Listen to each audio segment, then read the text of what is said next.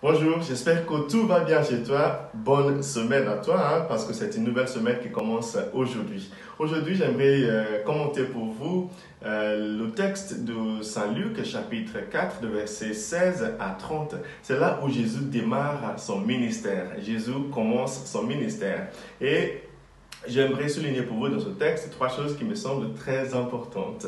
La première chose, c'est que Jésus va commencer petit. Il va dans son village où il a été éduqué, là où il a été élevé.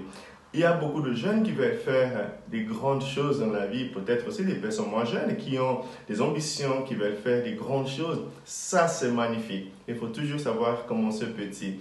Parce que Jésus, lui aussi, évidemment, voulait sauver le monde. Mais il est allé dans son petit village de Nazareth et c'est là où il a annoncé son programme. Il a dit, l'Esprit du Seigneur m'a été donné pour ouvrir les yeux aux aveugles, pour sauver et donner la liberté aux captifs et pour annoncer la bonne nouvelle, l'année favorable du Seigneur. Ça, c'était son programme. Mais il n'a pas annoncé à Jérusalem, la grande ville. Il a annoncé à Nazareth, le petit village où il a été éduqué. Donc, osons commencer petit, même si on a des grands rêves. La deuxième chose que j'aimerais souligner dans ce texte, c'est que Luc nous dit que Jésus est allé à la synagogue comme il avait l'habitude de faire. Comme il avait l'habitude de faire. Il nous faudrait des habitudes. Il nous faudrait, oui, former les habitudes pour réussir dans la vie.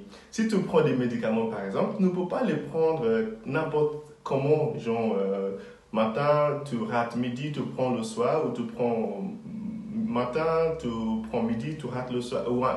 Tu ne peux pas faire ça de manière désordonnée. Il faut avoir des habitudes établies. C'est ça qui nous aide à réaliser nos rêves.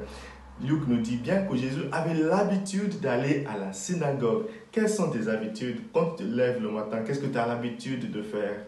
Nous devons avoir des routines quotidiennes. Ça peut être pour toi, tu te lèves, tu te mets à courir, ou tu te lèves, tu te mets à chanter, ou tu te lèves, tu vas prendre ta douche, peu importe. Mais c'est important d'avoir des routines et des habitudes afin de réaliser des choses que nous avons besoin de réaliser. Parce que la motivation va manquer parfois. Il y a des jours où tu auras envie de rien faire. Mais quand tu as déjà des habitudes, ce sont ces habitudes-là qui vont te porter dans les moments difficiles.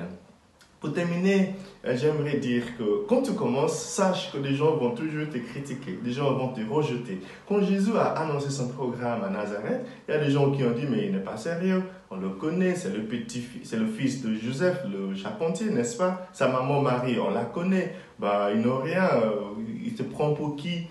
Mais Jésus ne les a pas écoutés. Quand tu commences, il y aura des gens, ils vont y avoir des gens qui vont te critiquer, qui vont te dénigrer, qui ne vont pas croire dans ton projet. Mais ce n'est pas grave. La meilleure réponse aux critiques, c'est la réussite. La meilleure réponse aux critiques, c'est la réussite. Donc vas-y, continue ce que tu fais, sache là où tu vas et fonce.